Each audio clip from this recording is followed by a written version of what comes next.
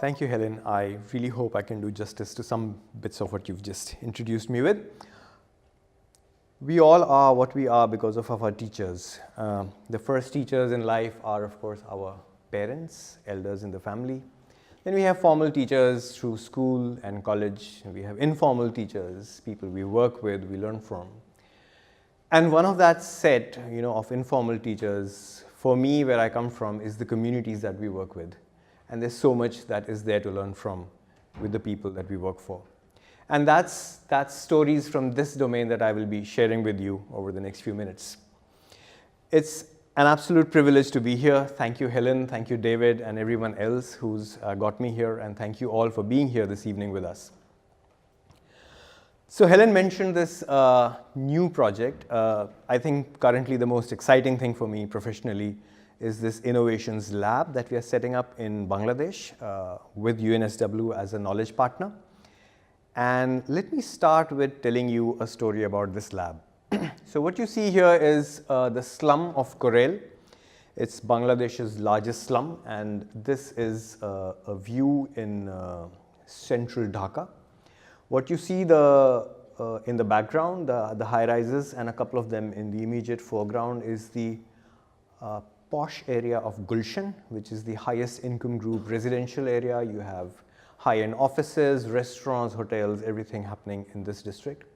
And in the middle of that, next to a lake and partly inside the lake, is the slum of Korel. And what you see there, the white bits, is actually shiny tin sheets of all these houses that extrude into the lake. The project that we are doing is a very interesting DFID, British government funded initiative, with a number of partners in our consortium, and the local anchor organization being a community hospital called the Dhaka Community Hospital, which is a 500-bedded hospital not far from the slum.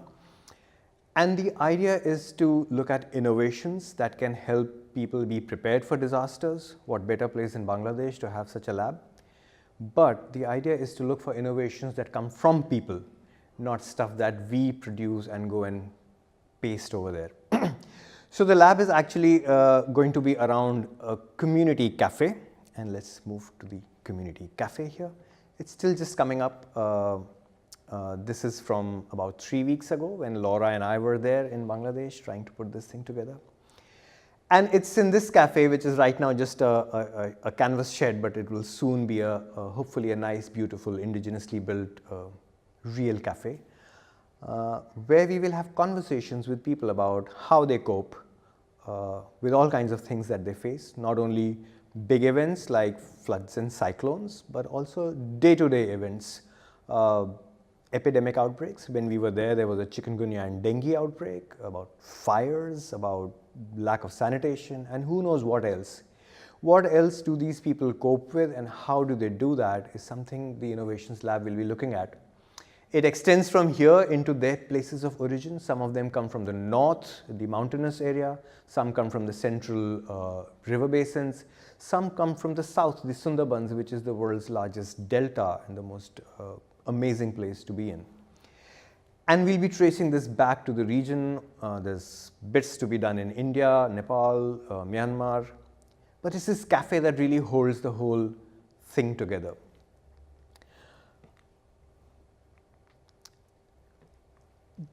The one thing that people here locally talk about when we talk of disasters and risk is a major fire that engulfed about 500 houses in this slum in March this year. And this is a shot taken from the area which actually had got burnt down. And ever since, people have been slowly building back, and building back for those families who can afford it, doing it with brick and mortar, and those who can't, doing it with these tin sheets. So what has happened in the last 6-7 months is an area which was earlier largely made up of bamboo walls, a few tin sheets, but a little bit of thatch, airy buildings and spaces, small but airy and nice, has suddenly transformed into completely tin walls and tin sheet roofs. These are very, very amazing sights when you stand up at a high elevation and see all these tin buildings around you. For these people, it's actually expensive to cut holes in the tin and make these windows, so you find very few windows. And in recent times, the people who are spending their days indoors, the older people, some of the women, small children are complaining very heavily about the heat. And heat, which we talk about in a much larger context in the risk and resilience world. I know for sure Sydney's also been talking about heat under its resilience program, under the Rockefeller funded initiative. But heat island is a much larger thing. Here it's heat which is very new because of a certain response to a disaster that came about.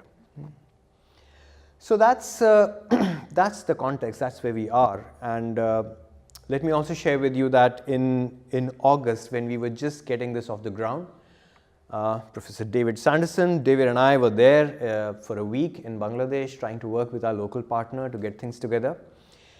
And our work got kind of disrupted in between because Dhaka Community Hospital, our local host and partner, suddenly got sucked into a flood response program. August was the time then when the monsoon rains were kind of coming to an end, but that is also the time when the high rainfall in the upper catchment regions of Nepal actually starts moving down through India to Bangladesh, and that's when local rain adds to it and we find flooding of a more widespread nature, not flash floods. So at that time, half of Bangladesh, literally half, that was 32 districts, divisions out of a total of 64, went underwater in Bangladesh. And that was the time when India, Nepal and Bangladesh put together had 43 million people who were displaced and affected by the floods. Add to that the floods that were happening in Pakistan and in Myanmar, Thailand and in Sri Lanka. And in South Asia, we had 50 million people displaced and affected by these floods. That's twice the population of Australia. And to our despair, this did not make big headlines, and this did not raise the kind of resources that were required to support this huge population. And that's the context in which humanitarian architecture needs to look at these people and these buildings and this scale and figure out what kind of solutions we can come up with. This year's floods were unusually bad, but just to give you an idea, just in India, every year we lose 1% of our housing stock to disasters. As a percent point, one doesn't sound too big, but for the Indian population, 1% is huge. That amounts to 2 million houses every year being destroyed due to floods. Floods, it's mostly floods, and sometimes we have cyclones, earthquakes, tiny bits of fires adding to that. So the question of rebuilding 2 million houses every year just in a country is a huge question. And the takeaway from this little story that I wanted to share with you is that the need for post-disaster reconstruction is huge, and it's very often invisible.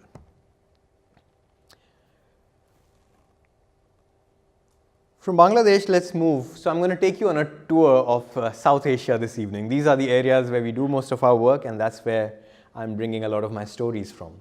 So we moved to Nepal, and this is Nepal in 2015. On the 25th of April that year, there was a major earthquake that struck the Gorkha region, central Nepal. Thankfully, it did not hit Kathmandu. Kathmandu's been cited as one of the most vulnerable places to earthquakes in the world, and Kathmandu actually escaped. So this earthquake was not the big one that the scientific community has been talking about. But this shot is from Bhaktapur, which is a heritage town close to Kathmandu. And after a number of assessments, the final figure that has been arrived at is 625,000 houses collapsed. It's completely destroyed. And there's a very large number that are partly damaged, and we'll talk about those also. 625,000 houses is a lot of houses, to rebuild in a difficult terrain in a country that still sits in the least developed countries bracket of economic stratification. And so we were there, we were working right after the earthquake, and then I was there in Nepal on the first anniversary of this earthquake, on the 25th of April 2016. And that's the headlines from the Telegraph, which said that Nepal earthquake anniversary 1 year on, not one home rebuilt by the government. And that actually was a fact. Not a single house had been rebuilt out of these more than 500,000 houses a year down the line. And this was not because the money was not available. In fact, in June 2015, just over a month after the earthquake, there was a major donor conference in Kathmandu, where just the multilateral and bilateral donors, the World Banks, the UN, the European Union, the Asian Development Bank, and all the countries, and Australia was also there, they committed over $4 billion to rebuild Nepal, which is more than half the amount that was actually estimated as the damage. And besides this, outside of this closed group donor conference, there was the INGO world. The cluster system was including them. There was at least $500 million sitting there, committed and ready to be deployed, and still there was no house. And the reason for this was not, as I said, resources. The reason was assessments, just figuring out who needs the housing, how many people need it, what are the guidelines for building back, what are the guidelines for giving compensation, how do you identify people, in what stages or what tranches do you transfer this money. So that was the reality on the ground. And David often says, and I quote him, that wherever there is an earthquake, there is an igloo. And I so agree with him. In my 20 years of work, in which I've probably covered more than 25 disasters, there's not been a single earthquake or cyclone where I have not seen a dome like this. You know, this is an innovation that always seeks a problem. The geodesic dome, the most robust structure that would withstand all kinds of forces from all directions. There are no wall corners to fail, and you know, that's what it is. And this image is from, this is the campus of Tribhuvan University in Kathmandu, and this happened a month after the earthquake, where innovators like us from all over the world and from within Nepal came, and they set up prototypes and designs of what they believe people should be building, you know, how they should be building, and what the answer is. So, and I'd also just like to add that in these 25 odd disasters that I've worked in, I have also never seen a single family ever live in a house like this. Never. So you only see them as prototypes that are coming from the world of innovators and well-meaning, very good architects and designers and planners, very well-meaning, but very removed from how people work and how society works in these places. Sorry.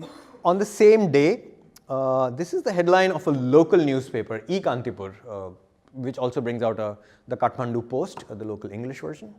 And the headline says that over 31,000 families rebuild on their own.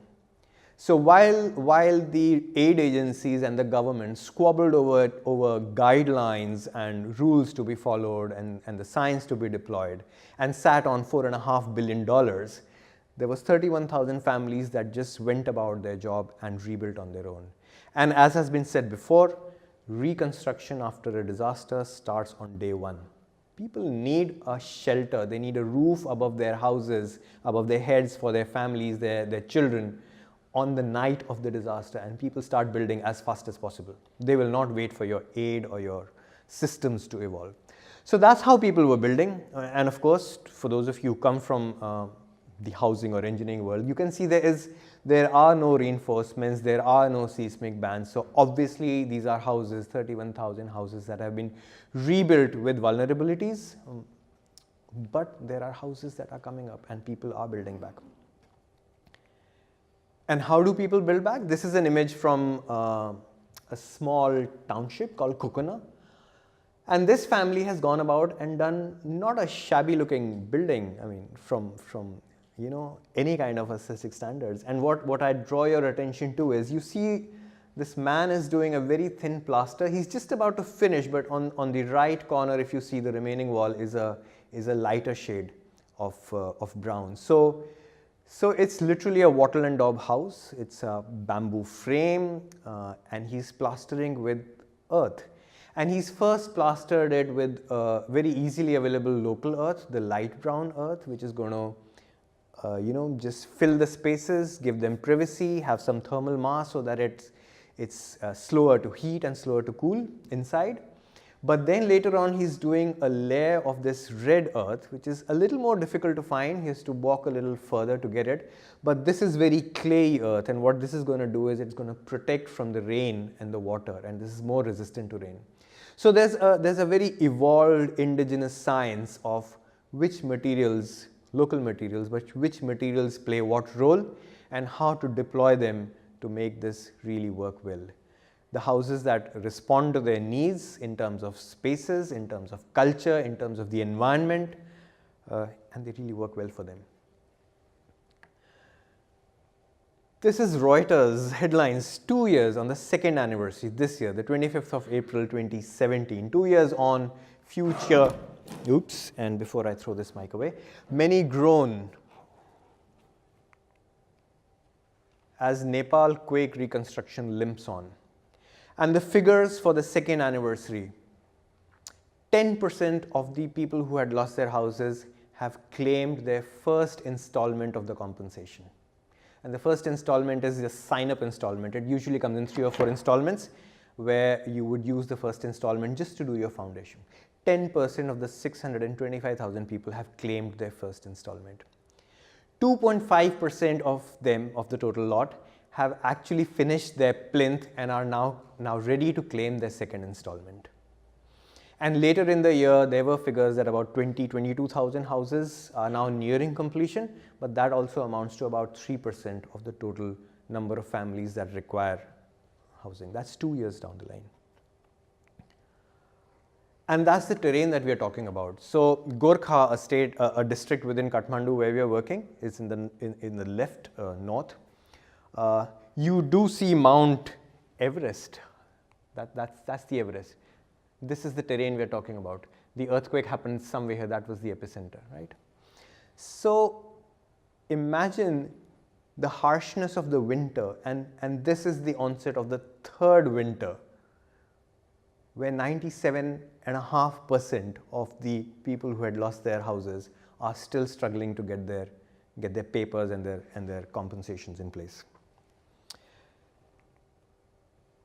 And just to add to that, whole confusion and pain, seeing the initial guidelines emerge, there's a large number of people who started demolishing their damaged houses. And these are houses that can be perfectly easily repaired and retrofitted. And people not understanding the guidelines that have come out and the compensation criteria that have come out, feel that if they actually take a floor off or they take their house down, they would be eligible for claims, which is a really sad thing to see happening on the ground. These are very expensive houses by local standards. There's a lifetime of saving that goes into it.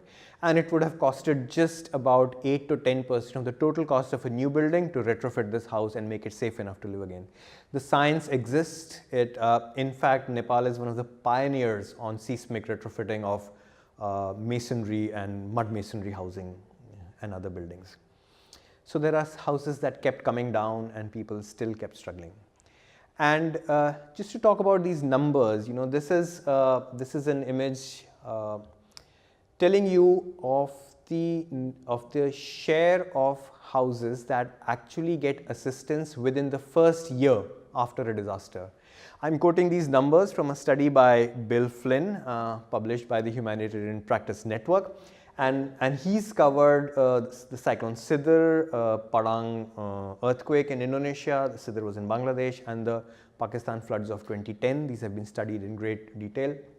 And 7% of the families in Bangladesh, 14% in Indonesia, and 2.5% of the families in Pakistan got some kind of assistance in the first year after the disaster. And he goes on to conclude that it's eventually, when the housing programs come to an end, it's about 10 to 20% of the people who actually get assistance. And that figure aligns with a number of other studies that have been done, including by the World Bank, who says that 80% of the people build by themselves. So it's, on one hand, it's a situation of despair when you feel that less than a fifth of people actually end up getting help. But for us, if we want to talk about humanitarian architecture, this is where the strength and the opportunity lies, where 80% of people, of 600,000, 800,000 families that have been affected, actually go ahead and rebuild on their own with their own resources. And they do it well, they do it positively, they do it from a position of local strength, not a very helpless kind of a situation. They take time, of course they take time in doing it. Of course it's not meeting up to the engineering standards, but 80% of housing after disaster gets built by people themselves. So if you were to be a humanitarian architect who works with an aid agency and designs a beautiful house and even goes ahead and does prototypes or a number of houses, you would still be working in that less than a % of people being assisted to that nature, because the bulk of the assistance also goes in materials and training and capacity building. So you would be in that tiny pocket. But if you were to choose to work with this 80%, that's the blue ocean for humanitarian and community architects. That's our constituency that we need to work on and sharpen our skills for. So the takeaway from this for me has been that people largely build themselves, starting immediately after the disaster, but progressing slowly and getting very little assistance on the way.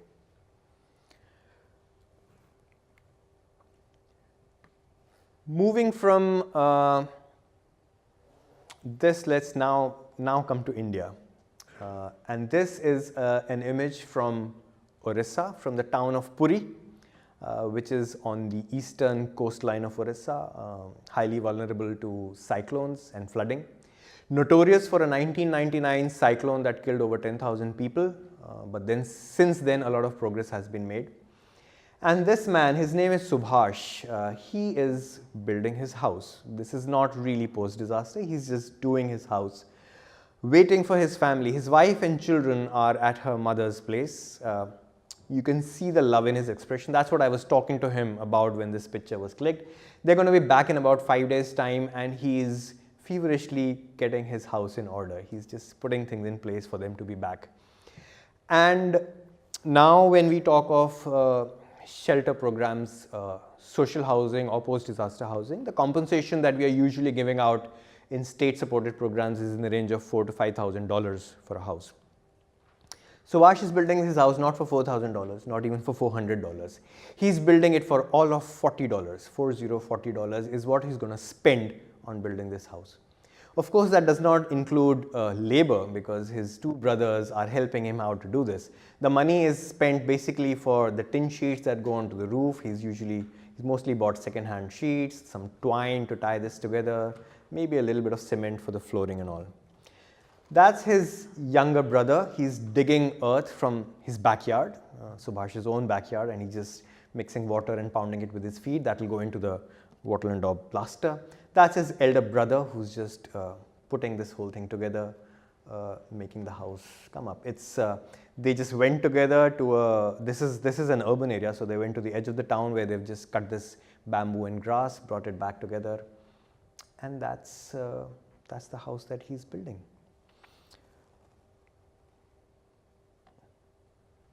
People build with very little, but they deploy great effort and innovation into this building.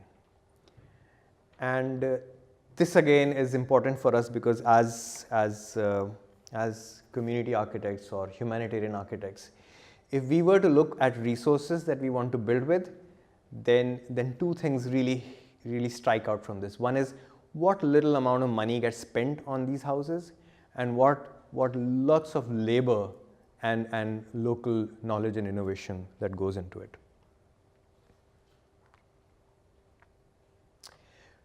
From the eastern coast, I now take you to the western coast of India. This is the desert of Rajasthan, famous for its sand dunes and its camels.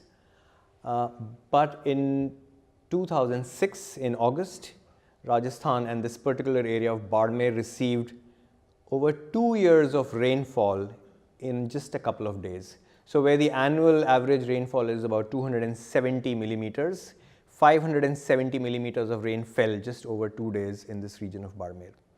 And you would assume that water just would percolate away in the sand. It looks very sandy and very dry. But below this sand, in the desert of Thar, is a very impervious layer of gypsum that does not allow the water to go down. And August it's getting closer to the winter, so the sun is not as hot, the percolation is not happening, and in these troughs within these dunes, water stayed in place for about 2 months. And you see a couple of brick buildings standing, but in between, right in the middle of the image, there were these, you just see thatch roofs that have collapsed. So these were mud buildings, circular mud buildings locally called dhanis, which have just simply dissolved in the water. And in these areas, in Rajasthan, the summer temperature touches 50 degrees Celsius. And there are sandstorms, so people don't build on higher elevation. They always build on the lowest elevations in the troughs to protect themselves from these hot winds and the sandstorms. So that completely worked against them in this flood. The flood is totally unprecedented. It's the first time ever in recorded history, ever since we started taking records 200 years ago, that this kind of a flood has been seen in Rajasthan.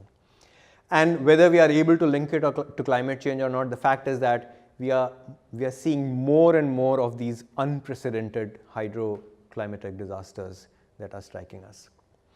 So this is the context in which a housing program had to be taken up. And this is the kind of housing that eventually got built. This was supported by the European Commission, and we were part of a group. We did a lot of work to figure out how we do this. This is a man sitting in front of his dhani. The dhani would typically, this is one unit that has come up. Typically, it's a circular fenced area which has 2 or 3 such building units. One would be a main sleeping area, another would be a kitchen and eating area, and there could be a storage, another. As a response program, we were providing 1 unit to every family, and then they would go on expanding and adding to this on their own. What you see here is the mud walls have been replaced by blocks, and the blocks are stabilized compressed earth blocks. So all we did there was we brought in a science which already exists, and we said that if you were to add 5% cement or lime to the mud that you're using and you compress it, then its strength goes way higher and it is able to resist water and other forces pretty well. And these are interlocking blocks, so and this is a seismic area, so there is resistance to earthquake shaking. Of course, we retained the circular shape, which is very apt for the setting, because in sandstorms this does not allow sand to accumulate on any side. In earthquakes, it does not allow any corner failure to happen. And the roof is a breathing roof, so this is local thatch, and the hot air inside can rise. The walls gain heat during the days, but then they lose that heat slowly because of high thermal mass. And while the day temperature may touch 50, the night temperature is really freezing. So the cold desert nights are easier to spend in such a house. And after this flood, there were a number of other housing programs where some of the families moved to higher elevations, to the dune tops. Some built with cement and brick mortar and flat slab roofs that were completely unlivable during the summers. And then a number of the agencies actually switched back to this kind of a housing model. This is the blocks being made. As you can see, that's an interlocking block. It has a groove, and every groove sits into the ridge of another block atop it. This is a hydraulic machine from a company called Hydroform, which comes from, interestingly, from South Africa. This is a science that has been used very extensively and developed in Africa, and we are learning from them in doing it. On this note, let me also tell you another interesting thing about this earth building stuff, that in Haiti, after the earthquake, when we were doing a small study, CRS, the NGO, was supporting a major housing program where they imported these very innovative machines that would actually take rubble from the collapsed houses, and it was a 4 or 5 stage mobile machine that would, the first stage would crush this rubble, then it would sieve it. The larger bats would go into the foundations and making bases, and the finer sand that would come out would then be mixed in a pan, stabilized with cement, and then compressed in a final compressing unit at the end of it. So at the end of the assembly chain, you would actually, from rubble, be able to make these blocks, but also get sand and brickbats. That machine, CRS was importing from this small kingdom of Lesotho in Africa. So science and advancement does not always come from where we expect it to come from. So Hydroform is an African company that sells these machines in India. And besides this, we have a local adaptation. So this was a central yard, and in 5 village clusters. We had manual machines which 2 men together have to actually hang on to and press down and be able to compress the blocks. So that was happening, and these blocks were being produced, and the houses being made out of that. And the role of the humanitarian architects deployed on this project was to move from this to this house. And you see there's not much of a change, and I must confess that, you know, we could only do very short roofs, because after the flood, thatch was in short supply that year. All the thatch had rotted away, but some months later and a year later, when people were replacing it, so we started seeing this kind of extensions come up on these again. So the form is the same, the material, the basic material is the same, and that's the housing that happens. So the role of the architect is very incremental, is in some ways very non-appealing, because you're not producing some very fancy designs and renders, but this is what you're doing. So local wisdom is a great asset for reconstruction. We don't need to think completely new and outside that. But local wisdom, especially in the changing context of these unprecedented disasters and new things that are happening which people are not so well prepared for or used to, there this local wisdom can benefit from sensitive technical support, and that's providing that sensitive technical support becomes our domain. So from one desert, now I take you to another desert. This is the cold mountain desert of Leh, Ladakh, bordering Tibet in the north. And from 50 degrees Celsius, I take you to minus 50 degrees Celsius. So when we actually try to write it down, we realize that we are actually working across a 100-degree temperature differential. Right? So just like Barmer, Ladakh had an unprecedented, never ever before kind of an event in August 2010. On the 3rd and 4th of August, in one night, 3 times the annual rainfall came down in a single event, single spell. So where the average annual rainfall is 102 millimeters, 355 millimeters of rainfall came down in one spell. And it was really amazing, because 2 days later, when we reached there was no water anywhere, unlike Barmer, since this is a highly mountainous terrain. The water is gone, it flowed away. And on its way, it just broke buildings, and it just threw vehicles here and there. And it almost looked like an earthquake hit area, you know. Stuff had collapsed, and in a very bad shape, we found all these places. So, again, a housing program was required. Over 1,000 houses had collapsed just in Leh, in and around Leh. And what you see here is one traditional building, an old building standing, which is made out of mud blocks, the Pagbu, as they locally call it. And next to these buildings, you see the temporary houses, or the prefab houses that were flown in and driven in and provided by a number of aid agencies, including a number of government and Indian corporate agencies. Now, to reach Ladakh is a very treacherous journey. There is no train link. You can't carry this stuff by air, so it moves by road. It moves at least 3,000 kilometers to get there. It moves very slowly on very narrow mountain tracks. By the time this prefab shelter reaches Leh, it is costing anywhere between $5,000 and $10,000. Yeah. It is going to a very ecologically fragile area where this will probably turn into waste that people will not know how to deal with. And in Leh, the temperatures in the valley, they go down to minus 30, minus 35 degrees Celsius. And that winter, not a single one of these houses was usable for people to stay in. And so a couple of the buildings you see were standing, and a couple of them actually came about. These were put on people's own private plots, and people actually went about, took the local blocks and built their own houses next to them, where they could be a little more comfortable in the winters. So that's the prefab story. And this was something that was being researched by a local organization. And we got in and we worked with them and with the local crowd. And the picture may look nice, but this didn't really work well, and I'll tell you how.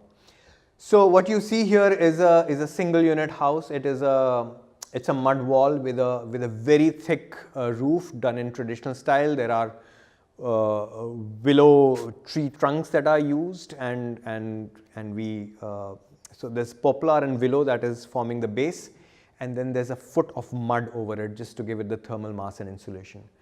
The walls are made, again we tried stabilized compressed earth blocks. There is a building center there, they came in and helped produce these blocks. These are hollow walls, so there's a 4-inch gap in between which is filled with sawdust and leaf dust, so that insulates. And what you see facing this side, which is the sunny side, is a trombe wall. So behind this glass window, about a foot behind it, is a black wall which is just gaining heat during the day from the sun, and it acts as a radiator during the night. Now there's no electricity here, there is no gas, there are no trees around on this landscape, so you don't have firewood very easily available. And so the whole building science has evolved around that. Ladakh is known for its dry pit latrines. There is no water to use in the latrines, and even if you did get access to water, it would just freeze the moment you touched it during the winter. So, radiator walls, large kitchens which heat up, but where you can also eat and sleep so that you don't lose any amount of heat that you are generating. Those were the principles that were deployed in this housing program. But then over time, we realized in the first few months that this stabilized earth block, although according to us is a very tiny incremental scientific intervention, it itself is huge for people to make that shift from the local block where they just pour very watery mud into wooden molds and they dry it in the sun. It was a huge shift. It was not so easy to, get that into the market and make a shift beyond our own projects. So eventually we gave that up and we moved to this. This is far more local. This uses, it's moved back, stepped back to the Pagbu, the local block. But then instead of bringing in our science and our machinery, we said that let's make the Pagbu a little better. So we worked with them to get sieves in, to get a tiny bit of stabilization in, better molds in, and make it work a little better. And instead of the seismic bands that we were trying to impose, we got the traditional buttresses in. And the thickness of the buttress that you see here is actually the thickness of the wall. These are 2 feet thick walls. No insulation, no filling of sawdust, anything in between. And this worked far better with the local craftsmen and the families. And there were people who could start doing this on their own also without asking for our help. So that's the kind of housing that was happening there. And then this is one community center that we built in a village called Igu. And this was just done out of sheer admiration of rammed earth, because rammed earth buildings we could see, very traditional old buildings, beautiful. They have survived earthquakes and floods and time. And you don't see these being built anymore at all. So we with great difficulty, we found some local artisans who knew about this. We found a local NGO and a well-known person called Sonam Wangchuk, who runs an organization called SecMol. He won this year's Rolex award, and they came and helped us put this together. So it's far more scientific than it looks. You need to be very precise with the mix of earth that you have, the clay content that you have, the moisture that you have, and there's no stabilization. You just put a formwork of wood and you sit and you ram it from the top. That's what you do. Yeah, and the layers that you see within the earth are each individual layer of ramming that has been done. So when Sonam Wangchuk was helping us with this and the local people were there, one question I posed was that it's almost depressing that this science has been lost. And although there is a building center which is supposed to conserve and study and propagate local materials and technologies, this has never been, they've never been able to revive it. And the very interesting answer I got was that, the single problem that holds us back in being successful with this is that we call all of these technologies as appropriate low-cost technologies for the poor. And then nobody wants it. Because even the poor have aspirations. They see the kind of houses you live in, they see the kind of houses they see in films and on television and when they visit the big towns around them. And that's what they would like to have. Why should we from Delhi hand them down appropriate technologies for the poor if we ourselves are not willing to use them? So Sonam told me that if you actually go to Thimphu, Bhutan, you will find a very nice hotel. There's a chain called Amon Resorts, and Amon has built not just one but a couple of lodges with rammed earth. And these are very high-end hotels, and seeing them come up, the higher income group, the rich in Thimphu and in Bhutan, started asking their architects to give them houses that were earth houses. And then it started filtering down, and then very soon everybody was asking for earth housing. So by that time, there had been an earthquake in Sikkim in 2011 in the northeast of India, and to reach Sikkim, we have to fly to a point, Bagdogra, then you have to go by road. And Bhutan is right next to Sikkim. So if you take a detour, and for us it's very easy to go, so you can just take your cab, it would take 6 hours and you could be in Thimphu. And I thought that on my next trip to Sikkim, let me go and spend a night in Amon Resorts and get a feel of what high-end rammed earth buildings could look like. So I looked up online, and of course it was very beautiful. That's the Amon Lodge. And the tariff for a night was $1,500 US. And this was 2011, so it's actually gone up since then. And probably I can't even afford a coffee there. But the point is that systemic solutions is something we need to look at. It's not about designing one good building center in Igu or a community center or 200 or 500 houses. It's the whole system of how houses get built, how people have aspirations, how they have skills. They don't want to use their knowledge, but they want something else to happen.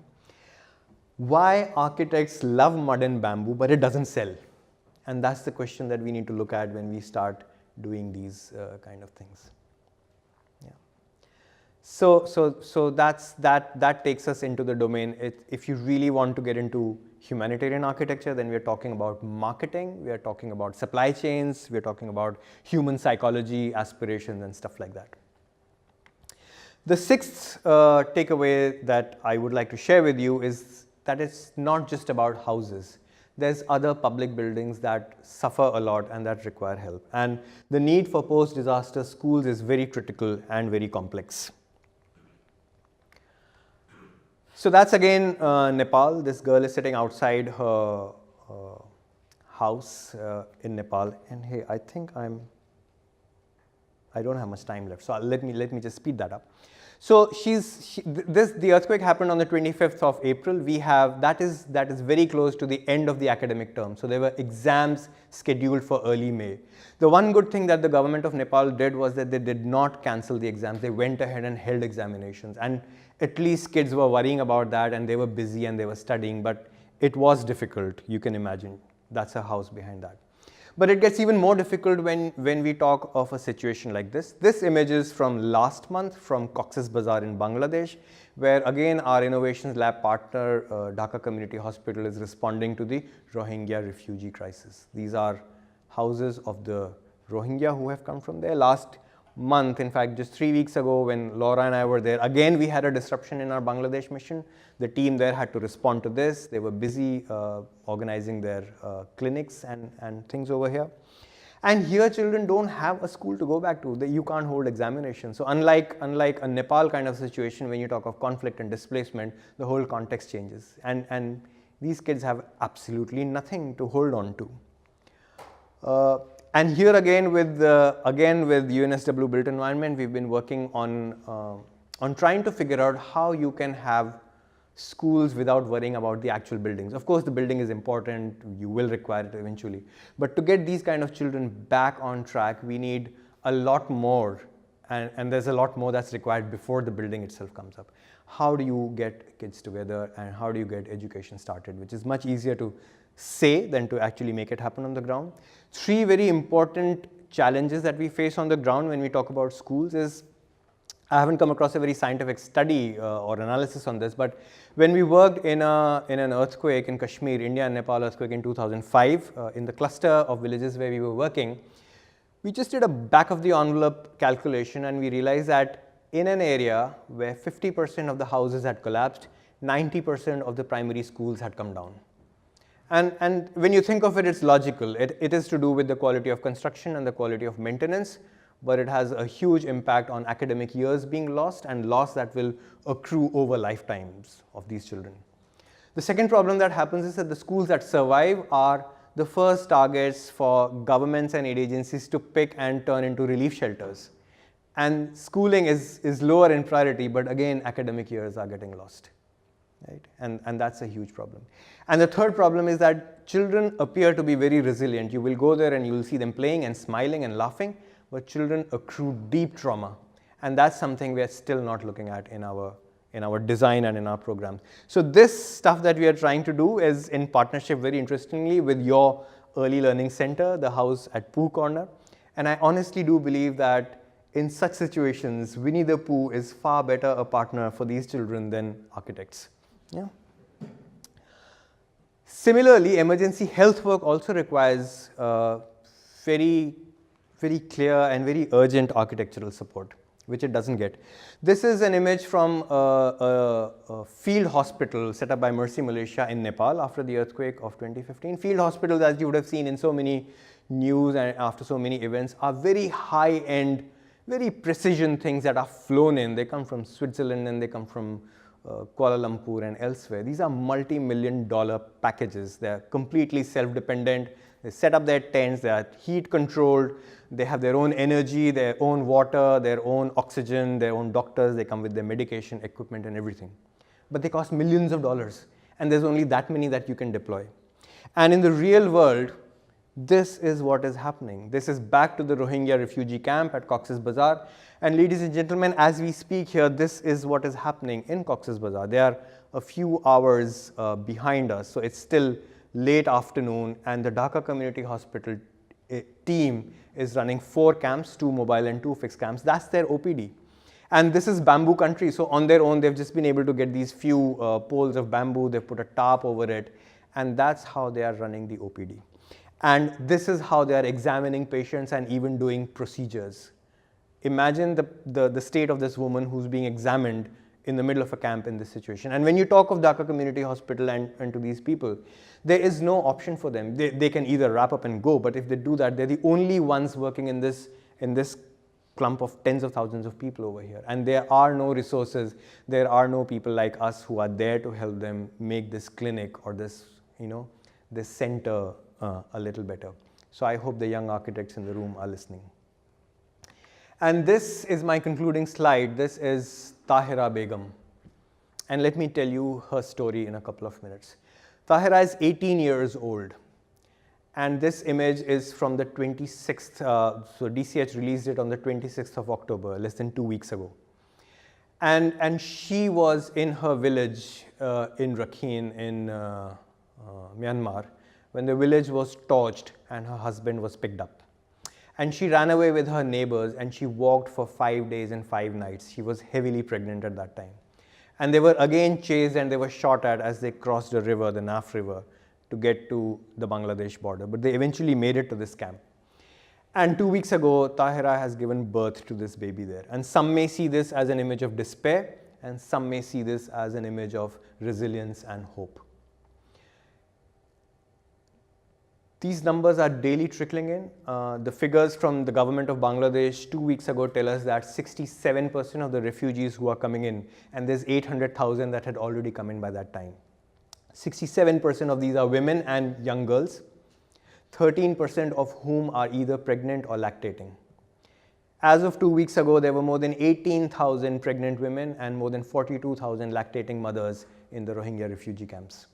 You've seen the kind of hospitals that are delivering these babies. You've seen the kind of facilities that are available for them to live. You can imagine how they're eating, where they're cooking, what kind of toilets they're using.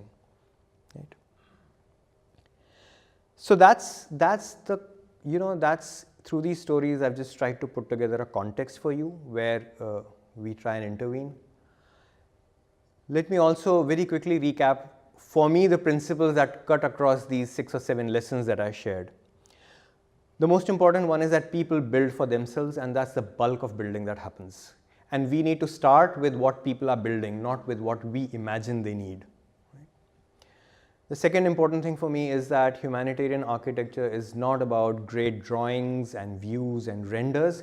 It's more about sitting and talking to people, engaging, figuring out what local wisdom and local innovations can be put to work and seeing how they can be improved. And the third thing for me is that this is so much about psychology, about trauma, about dignity, about governance, about marketing, that if you approach it with just an architecture hat, then you would feel really constrained in the impact that you will be able to achieve. So if you really want to take up a challenge in humanitarian architecture, then come to Orissa. Come and talk to Subhash and tell him what value he can add to his $40 house with another $20. If you want a challenge in humanitarian architecture, then talk to Dhaka Community Hospital, Mercy Malaysia, the Red Cross, MSF, and tell them how they can deploy field hospitals for 1/10 the cost and in 1/10 the time that it takes right now to deploy them, so that many more people like Tahira can be reached out to. If you really want a challenge in humanitarian architecture, then come to the Rohingya refugee camp in Cox's Bazar. We are working there with UNSW. And make a school pop out of thin air. You know, a place where these children can just find a couple of hours a day of peace, and they can forget their fears and trauma, and they can play, and they can be happy. And probably they can even start thinking of learning again, learning their stuff from back home, their curriculum, from their elders and their peer group, so that one day if they go back, they haven't lost that much. If you really want a challenge in humanitarian architecture, then come to Nepal, come to Gorkha where we're working, come to a village where it takes 7 days of walking from the nearest roadhead just to get there, where a bag of cement which retails for 500 rupees in Kathmandu costs 5,000 rupees. And come there and do housing without houses, because that is what humanitarian architecture demands of you. Thank you very much.